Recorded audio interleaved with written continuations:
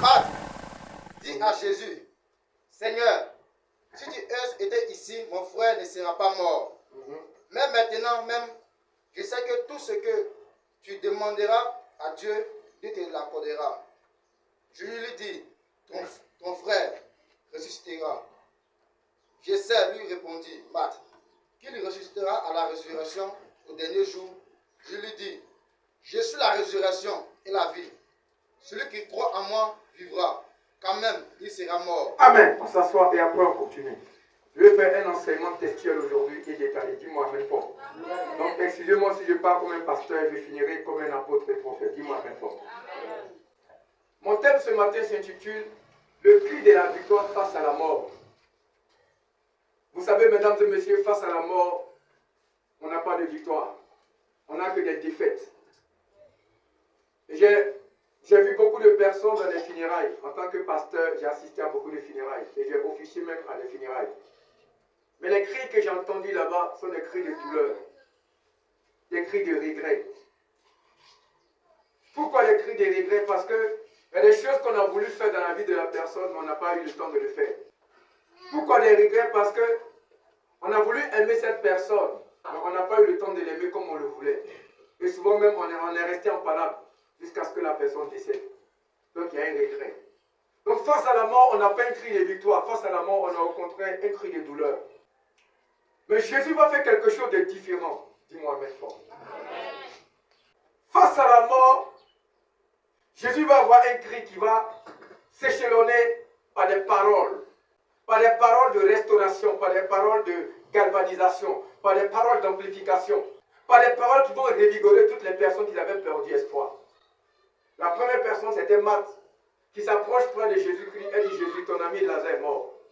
Je sais qu'il ressuscitera dans le ciel. Jésus lui dit, non, je suis la résurrection et la vie. Ton frère Lazare n'est pas mort. Il ressuscitera de manière physique. Donc Jésus donne un cri dans le désespoir. Mais ce cri n'est pas le cri d'une personne qui a peur. Comme Pierre dans la barque qui criait, Jésus, Jésus, la tempête arrive. Non, je ne parle pas de ce cri-là. Je parle d'un cri qui est raisonné. D'un cri qui a un système, alléluia, de pacification, de galvanisation, qui parle au cœur et qui transperce les profondeurs de la faiblesse.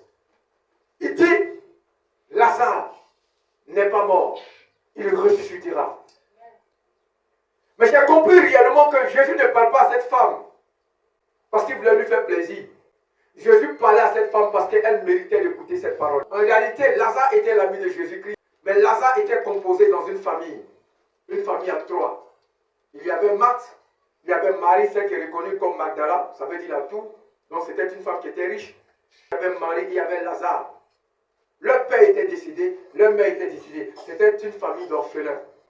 Et vous savez, en Israël, lorsqu'une femme n'a pas de témoin, de protecteur, n'a pas un père, cette femme est considérée comme une vache rien. Donc Lazare était considéré comme le champion de la famille, comme celui qui devait protéger la famille quand tout va mal, comme celui qui devait défendre la famille. Donc quand Lazare est mort, c'est un espoir familial qui est mort. C'est un héritier qui est mort. C'est quelqu'un qui pouvait protéger la sœur lorsqu'un violet vient qui est mort. C'est quelqu'un qui pouvait prier pour sa sœur qui est mort. C'est quelqu'un qui devait attraper la main de sa sœur lorsqu'elle portait dans un mariage qui est mort. Mais ce que vous devez comprendre, c'est que Jésus ne donne pas une parole d'espoir à cette femme parce qu'il veut la donner. Mais cette femme mérite cette parole. Pourquoi? Parce qu'en réalité, en Israël, tant bien qu'il y avait beaucoup de personnes, cette famille avait pris l'engagement de soutenir Jésus. Raison pour laquelle vous verrez que la Bible dit que Marie a pris la bonne part, tandis que Marthe était dans la cuisine. Ça veut dire que Marthe nourrissait Jésus-Christ par ses biens, par sa nourriture, par sa cuisine, par son expertise gastronomique. Marthe nourrissait Jésus-Christ. Donc si Marthe, qui était la sœur de Lazare, nourrissait Jésus-Christ, ça veut dire que Lazare participait aussi en donnant l'argent aussi. Mais c'était lui qui était comme le père de la famille. Donc Lazare qui est mort n'était pas uniquement un ami, mais c'était quelqu'un qui permettait à Jésus de manger. C'était une personne qui permettait à Jésus de pouvoir dormir. Et raison pour laquelle, lorsque Marie était au pied de Jésus-Christ, Jésus a dit à Marthe que Marie a pris la bonne part. Pourquoi? Vous savez, quand tu marches énormément, tes pieds sont fatigués. Et quand tes pieds sont fatigués en Israël, tu as besoin de l'eau chaude pour reposer tes pieds. Tu as besoin de quelqu'un pour masser tes pieds. Et la Bible dit que Marie était au pied de Jésus. Ça veut dire que Marie entretenait les pieds de Jésus-Christ. Elle était en train de faire la pédicure ou la manicure ou le massage du pied de Jésus-Christ.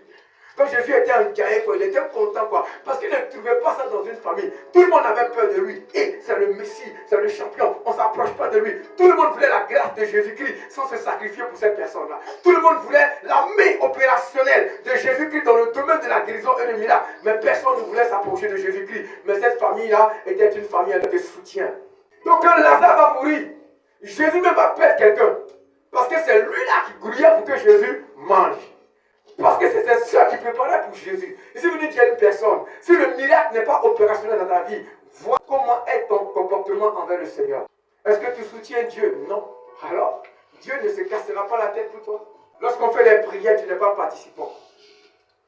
Lorsqu'on veut balayer l'église, tu n'es pas participant. Tout ce que tu as dit, c'est de regarder les défauts des hommes de Dieu, pour dire les faux pasteurs, les faux pasteurs. C'est vrai qu'ils sont faux pasteurs, mais ils seront jugés comme des pasteurs. Ce n'est pas parce qu'un corps habillé est un escroc qui n'est pas corps habillé. Ce n'est pas parce qu'un sorcier vient à l'église qui n'est pas sorcier. Il est sorcier, il sera jugé comme sorcier. Donc un pasteur, même s'il pêche, même s'il est faux, il est considéré comme pasteur devant le Seigneur.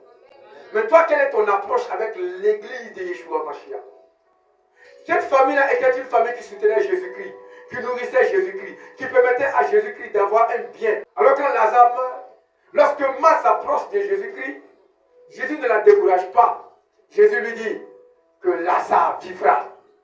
Jésus crie dans son oreille, un cri d'espoir face à la mort, un cri qui déboussole la faiblesse, qui dévisage l'emprise du malin. Mais ce que vous devez comprendre, c'est que la mort ne vient pas caresser quelqu'un. Et la mort ne vient pas facilement. Aujourd'hui, beaucoup, j'ai l'impression qu'ils ont oublié que la mort existe. Pourtant, la mort est comme un clin d'œil qui vient frapper la vie d'une personne. Beaucoup disent non, l'année prochaine, je vais commencer à devenir bon. L'année prochaine, lorsque Dieu me bénira, je vais commencer à bénir. Laisse-moi te dire que la mort peut te frapper comme un voleur. Cette famille-là, elle avait conscience que la mort pouvait venir. Donc elle a dit, je fais ce qu'il faut rapidement dans la vie du Seigneur. Dis-moi amen fort. Et ils ont agi. Parce qu'en réalité, tous les jours qui passent, reste un enseignement pour nous faire comprendre que la mort existe. Mais beaucoup ont oublié.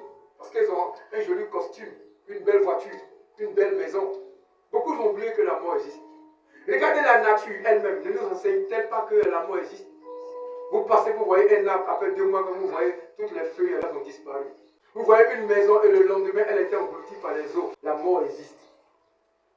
Et quand tu veux la vie, il faut savoir que la mort est là. Parce que tout le monde passera par la mort.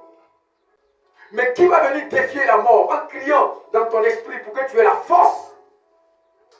On a l'impression que quand les gens vivent, la mort n'existe pas. Et donc il y a 5 copines, 4 copines. Qu'est-ce que tu laisses à tes enfants? Quel est le témoignage que tu laisses? Quel est l'impact que tu laisses? Jésus a regardé cette famille. Il a constaté que cette famille n'avait pas encore fini sa mission. Ouais. Les gens qui font des bonnes choses n'ont pas le droit de vite mourir. Parce qu'on a besoin d'eux. Elles font la différence. C'est pourquoi quand tu es malade, le ciel se met en mouvement parce que tu es une bonne personne. C'est pourquoi quand on te calomnie, quand on te critique, quand les sorciers se lèvent contre toi, oh my God, le ciel se met en mouvement parce que c'est quelqu'un de rare et de différent, le gars qui est attaqué. On n'en trouve pas tous les jours sur les trottoirs. Les gens comme les Lazare, on ne les rencontrait pas sur la route. Les gens comme les Marthe, on ne les croise pas chaque jour. Les gens comme les Marie, on ne les rencontre pas chaque jour. Ce sont les gens qui ont compris, qui se sont repentis, qui ont décidé de vivre la sanctification, qui sont dans le sacerdoce et qui ont décidé de faire la consécration. Il sera important de comprendre pourquoi Jésus s'est levé contre la mort. Parce que de manière subliminale, la mort nous accroche chaque jour, mais personne ne sait. J'aimerais poser une question à une personne, d'où provient la mort? Dans Genèse chapitre 2, versets 16 à 17, la Bible dit, tu ne pourras manger de tous les arbres du jardin, mais tu ne mangeras pas de l'arbre de la connaissance du bien et du mal, car le jour où tu en mangeras, tu mourras. La mort provient de la désobéissance envers Dieu. La mort provient du péché. Elle est la source, le fondement du péché. Et donc, lorsque la mort vient dans la vie d'une personne, c'est que le péché est là. Et donc, violer les interdits du Seigneur crée la mort. Donc la question est de savoir, est-ce que toi, les interdits que Dieu t'impose dans sa Bible, dans la vie sociale, est-ce que tu les respectes ou bien tu les violes? L'adultère, la fornication, la masturbation, lesbianisme, la pédorastie, la pédophilie. Toutes ces choses-là, lorsque tu les pratiques, c'est que la mort est déjà dans ta vie. Tu n'as même pas besoin de mourir physiquement, mais tu es mort bien que vivante. Parce que la mort provient de la désobéissance avec Dieu. Le deuxième point, c'est qu'il faut comprendre, c'est que la mort provient des femmes étrangères. Dans le livre de Proverbes, chapitre 2, versets 16 à 19, la Bible dit, pour te délivrer de la femme étrangère, de l'étrangère qui emploie des paroles de prostituée. Ça veut dire que vous qui êtes chrétiens, il faut faire très attention. C'est vrai que l'amour n'a pas de couleur, l'amour n'a pas de race, l'amour n'a pas d'ethnie, l'amour est universel, elle fonctionne dans la métaverse. Mais il faut faire très attention. Lorsque ton amour commence à se pencher vers un démon, ça veut dire qu'il y a un problème. Il y a des gens, au nom de l'argent, qui sont allés baptiser avec des démons et qui ont épousé des maris de nuit, des hommes forts. Des gens qui ont vendu leur sommeil, vendu une partie de leur corps, leur cœur a épousé les démons. C'est de ça qu'il s'agit, la femme étrangère. Une personne qui ne croit pas à ton Dieu est un étranger devant le Seigneur pour toi. Parce qu'elle adore un faux Dieu. Elle croit à un Dieu étranger. Dès l'instant que tu t'unis avec cette personne, la mort peut venir dans ta vie. Parce qu'une personne qui n'est pas délivrée est un danger pour la présence des enfants de Dieu. Il y a des gens, quand ils sont avec eux, ta grâce disparaît. Ta famille est contaminée par un démon de mort prématurée. Automatiquement, tu commences à avoir des incidents et des accidents. La femme étrangère. Dans le deuxième point aussi, concernant la mort, nous avons ce qu'on appelle le dédoublement. Dans le livre de Jacques, chapitre 2, verset 26, la Bible dit, comme le corps sans âme est mort, de même la foi sans les œuvres est morte. Ça veut dire que toutes les personnes qui sortent de leur corps sont déjà mortes.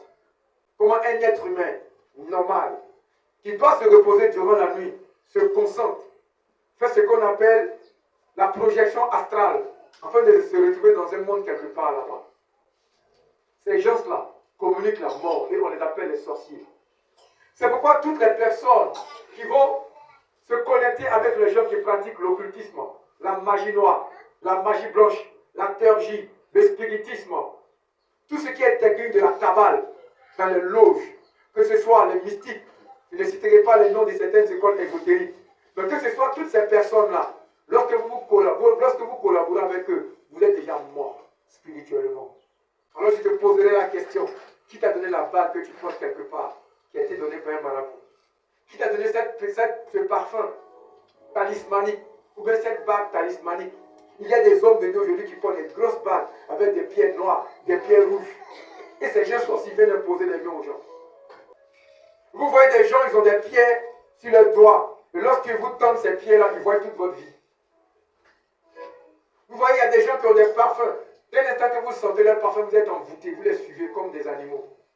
Je me rappelle dans les années 99, j'ai un ami, on était en train de marcher, et il y a un monsieur qui est venu, qui a passé près de lui. Moi, personnellement, ça ne m'a pas pris. Mais mon ami a commencé à suivre le monsieur. Il a fallu que je commence à crier pour que les gens viennent. Parce qu'il avait senti la senteur du monsieur. Un parfum envoûté. Et lorsque vous vous rattachez à ces personnes-là, vous êtes déjà mort. La mort est déjà là. Il ne suffit que d'un geste seulement et puis vous ne vivez plus. Un accident vous prend. La sorcellerie produit la mort. Donc quand Jésus regarde Lazare, il sait que Lazare est mort. Que ce n'était pas son temps. Mais que Lazare est rentré dans une collision avec des démons quelque part. Il y a aussi le sommeil spirituel. Dans Éphésiens chapitre 5, verset 14, la Bible nous parle du sommeil spirituel. C'est pourquoi la Bible dit, réveille-toi, toi qui dors, relève-toi d'entre les morts, et Christ t'éclairera. Les gens qui ne prient plus, les gens qui ne jeûnent plus, les gens qui ont du mal à aller à l'église, les gens qui ont du mal à s'approcher de Dieu sont déjà morts. Vous les voyez, ce sont des morts vivants. Peut-être qu'ils sont encore en vie parce qu'un sorcier n'a pas encore pensé à eux. Mais dès l'instant qu'un sorcier commence à dire, mais sa tête me plaît, hein? Ça c'est comme du yaourt ça. Ça cette tête-là c'est comme de la pomme, avec de la sauce claire, bien pimentée. Si le sorcier a pensé à toi, c'est fini, tu es mort. Pourquoi? Parce que tu es assoupi. Donc Jésus crie à toi, sors du tombeau. Jésus n'a pas crié uniquement pour la vie de Lazare, mais Jésus a crié pour la vie d'Israël, qui était morte spirituellement. Il y a aussi un point qui est important, le plaisir. Le plaisir est le dernier élément de la satisfaction. Les animaux que vous voyez n'ont pas d'amour, parce que un chien peut passer dans ce quartier, il voit une chienne. Est-ce qu'il a dragué? Non. Est-ce qu'il a eu le temps de l'apprécier? Non. Mais le chien tombe sur elle et puis il sort avec elle. Et puis après maintenant, elle même pas. De jolis chiots commencent à naître. Ça veut dire quoi en réalité? Ça veut dire que les animaux ne fonctionnent que dans le plaisir. Aujourd'hui, il y a beaucoup de personnes qui fonctionnent dans le plaisir. Elles ne t'aiment pas, mais à cause de ton argent, elles sont avec toi. Ils ne t'aiment pas, mais à cause de tes fesses qui sont bien rondes, ils sont avec toi. Ils ne t'aiment pas, mais parce que tout le monde parle de toi, tu es une belle meuf, alors ils veulent sortir avec toi, ils sont avec toi. Juste pour le plaisir, mais derrière, ils ne t'aiment pas. C'est la mort. Timothée chapitre 5, verset 6 parle du plaisir. Il y a plusieurs personnes qui vivent avec nous, mais qui sont mortes. Mortes dans le plaisir. Elles couchent avec les gens n'importe comment pour avoir juste de l'argent, mais elles ne les aiment pas. C'est qu'elle est morte. Morte parce qu'elle va de marabout en marabout, de féticheur en féticheur. Elle a besoin d'avoir une protection satanique. Elle est morte. Elle est morte aussi selon Ésaïe 59, verset 10. Une personne qui est à la recherche du découragement. Lorsque tu lui dis, ma fille, tu es belle, elle dit, non, moi, je ne suis pas jolie. Lorsque tu lui dis, ma fille, je crois que quelqu'un te localise, elle dit, papa, moi-même, là, je n'ai pas de chance où personne ne me regarde. Lorsque tu lui dis, je vois une gloire sur toi, elle dit, papa, moi, je suis né pour être pauvre. Je me préfère dans cette maison bizarre où les araignées, elles sont mes voisins. Qui a le découragement est déjà mort, mais qui a le courage est vivant. Qui a le courage est déjà dans le royaume des cieux, parce qu'il fonctionne avec le langage de Dieu. Qui ne peut plus prier, qui ne peut plus gêner, qui ne peut plus lire la Bible, ouvrir la Bible, est mort spirituellement. Les animaux vivent pour la nourriture. Et quand toi tu vis pour l'argent, c'est que tu es mort spirituellement. Arrivé un moment, il faut comprendre que si on met un sac d'argent sur ma tête, je suis un être humain. Je n'enlève ce sac sur ma tête, je suis un être humain. Donc ma valeur ne dépend pas de l'argent, mais ma valeur dépend de ce que Dieu dit de moi. Donc qu'est-ce que Dieu dit de toi? Dieu dit de toi que tu es son enfant bien-aimé. Pour toi, il est mort, il est ressuscité. Pour toi, il a donné sa vie pour que tu sois élevé à la droite du Père, assis avec lui, pour juger les morts et les vivants. Lazare était l'ami de Jésus-Christ. Face à l'emprise de la mort, Jésus va crier. Et le cri de Jésus va déranger le royaume des ténèbres. C'est pourquoi, arrivé un moment dans la vie, on ne parle plus, on ne danse plus, on ne chante plus, mais on crie à Dieu. Lorsqu'on crie à Dieu, c'est que on est arrivé à une limite où on ne pousse de désespoir. On est arrivé à une frontière où on doit faire un grand pas. Parce que la génération qui vient dépend de notre foi, de notre espérance, de notre encouragement, dépend de notre connaissance et de notre consécration. Amen. Tu ne le sais pas, mais il y a des gens qui comptent sur toi, là où tu es. Tu ne le sais pas, mais il y a des gens qui sont dans des nations qui regardent tes vidéos, qui regardent tes photos sur les réseaux sociaux et qui disent c'est cette femme que je veux, c'est ce monsieur que je veux. C'est pourquoi arrivé un moment, il faut avoir le langage du cri. Crie à Dieu, tu as trop murmuré, crie à Dieu. Face à la mort de tes finances, face à la mort de ton mariage, crie à Dieu. Il y a un temps pour toutes choses. Il y a un temps pour dormir. Il y a un temps pour se réveiller. Il y a un temps pour parler doucement. Mais il y a un temps pour crier à Dieu. Tu rigoles avec tes ennemis. Tu dors face à tes ennemis. Tu es à la recherche du plaisir, tandis que tes ennemis veulent te détruire. Je disais il y a quelqu'un que les animaux sont plus intelligents que les hommes en matière sexuelle. Les chiens que vous voyez là, eux, ils ne couchent pas tous les jours. Hein. Ils n'ont pas le sexe tous les jours. Mais nous, les hommes, chaque jour, on veut m'appeler. Je ne sais pas si c'est nourriture ou si c'est quoi.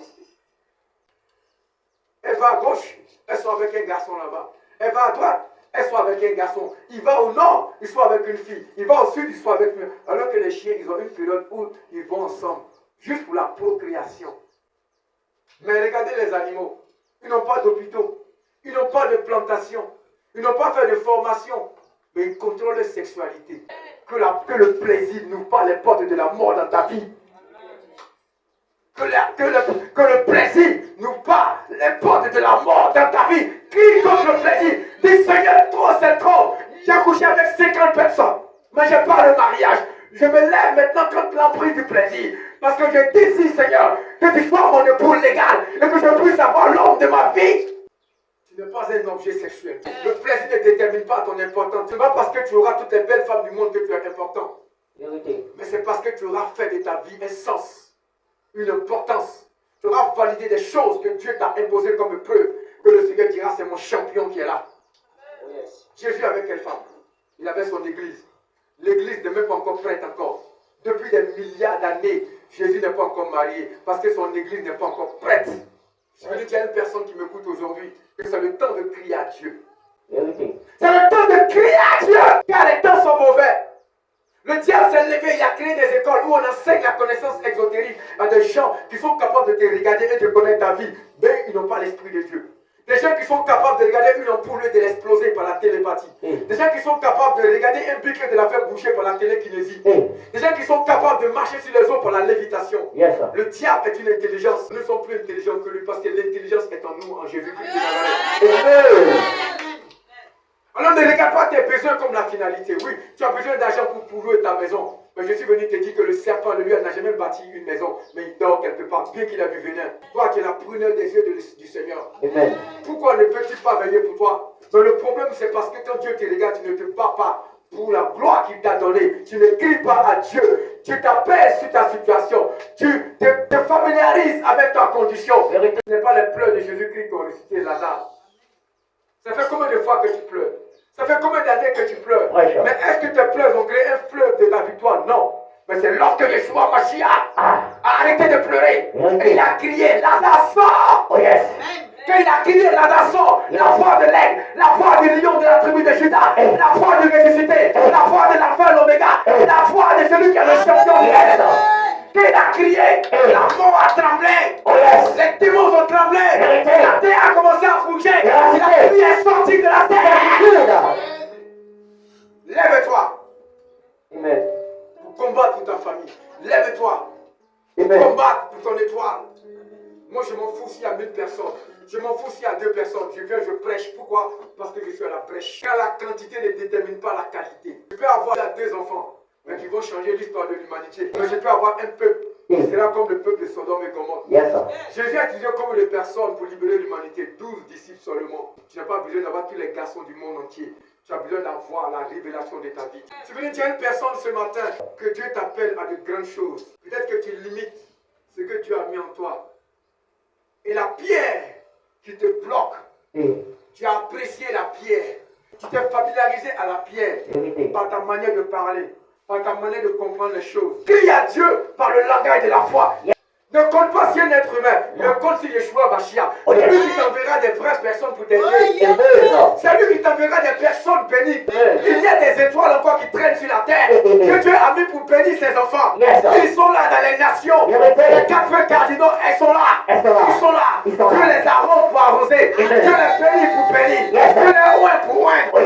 Dieu les sauve pour sauver. Ce sont les enfants de la restauration. Ils font partie du sacerdoce céleste. Je déclare sur ta vie. On rencontrera ton Joseph d'Arimathée.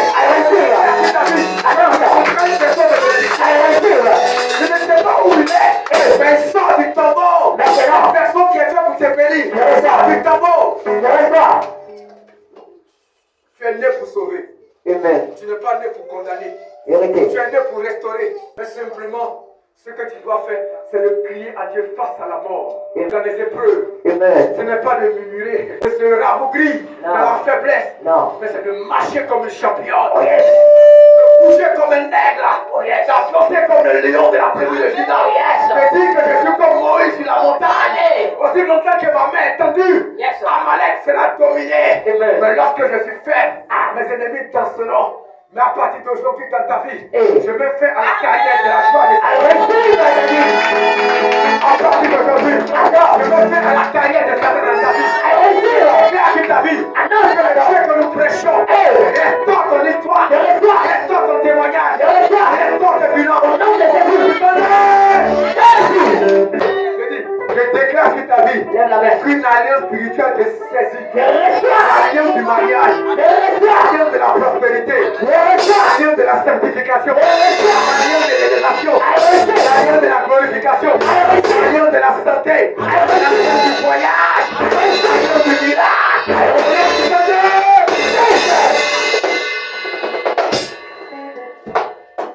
Que le Seigneur vous bénisse. Quand tu es fait pour bénir, on ne te demande pas. C'est naturel. Quand tu es fait pour aider, on ne te demande pas. C'est naturel. Que ces paroles s'accrochent dans ton âme comme des trésors révélés pour ton histoire. Mon thème c'était le cri de la victoire face à la mort.